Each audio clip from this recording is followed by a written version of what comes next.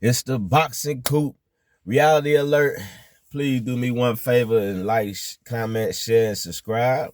And let's get this party started. Ryan P.D. Osterine Garcia got beat by Short Bus Rolly. Main event on the Times Square card. But content creators and old media seem like they want to pass all the blame on Devin Haney for the card's failed performances. But one fact remains is Devin Haney landed 70 punches. Ryan Garcia only landed 66, while Rolly landed, I think, between 56 or 54. And he outlanded his opponent Ramirez by 30 punches. So how is Devin Haney the reason the card was so boring? Because if you ask me, Ryan Garcia and Rolly fight was just as boring.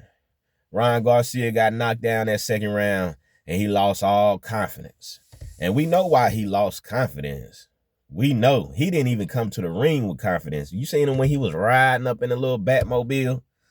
You could see the fear in his eyes then.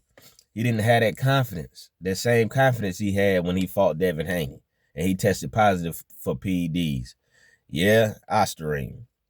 And people say, oh, he couldn't protect it from the left hook.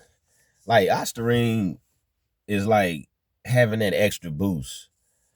Like Blue Blood said, when Devin Haney was over there in that corner trying getting that 1 minute break, Ryan Garcia felt like he got a 3 minute break. And then, you know, you can make an argument that Rolly improved, which he did. But in my opinion, Devin Haney would beat Ryan Garcia and Rolly. And it just seems to me like the media and all these biased boxing channels don't want to tell the truth. And the reason they don't want to tell the truth is because they have to admit, historically, the black boxers always been the cream of the crop. Always. And they always will. And that's just the reality of the situation. Now, they can make up all these narratives and put out all this propaganda against fighters like Devin Haney, Shakur Stevenson, the pound for pound king, two-time undisputed champion, and two-time undisputed champion in two weight divisions, Terrence Crawford, Errol Spence, and the list goes on. Keyshawn Davis, and even you could throw in Gary Antoine Russell because he had a magnificent performance against El Rayo. Man, he hit him with everything except the kitchen sink and from the bottom of his feet. That was a ridiculous performance. But you take old media and these race fans and these racist Mexicans that, they'll take a win any way they can get it. Now, granted, Osterine, everybody keeps saying, oh, it was steroids and steroids. No, it was, it was Osterine. If they classify Osterine as a steroid, okay, I don't know. I'm not hip to that.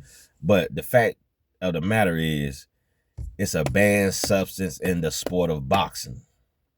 It's a banned substance. And to me, it's like the Hispanic fighters and fans, race fans, I take a win any way they can get it, even if it's cheating. Hell, you look at Devin Haney record and see that the fight don't count. And then, like at the biggest stage of the biggest fights throughout history, the facts still remain. The reality check is black boxers always come on top when it's the brown and black war. We always come out on top. You can't name one big fight that the Mexicans came out on top. Not one. And if it was controversy surrounded the fight. Now, if you sit back and you look at it as a whole, as a whole, the dominance throughout history. You got Jack Johnson, Sam Langford, Sugar Ray Robinson, Muhammad Ali, George Foreman, Sonny Liston, Sweet Pea, Floyd Mayweather, Terrence Crawford. And the list goes on. Sugar Ray Leonard. You know what I'm saying? The list goes on. I can sit here and name them from all day. All day. And when they mention them names, they say the greatest of all time.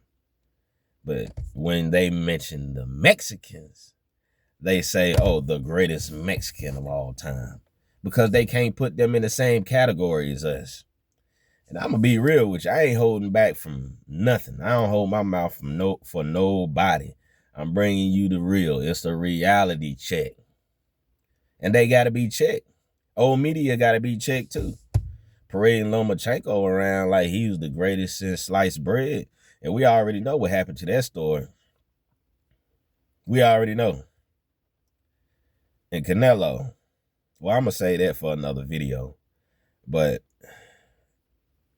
hey, it is what it is. You just got to accept fate. The black boxer is the cream of the crop. But anyways, I'm signing out on this. It's the Boxing Coop reality check.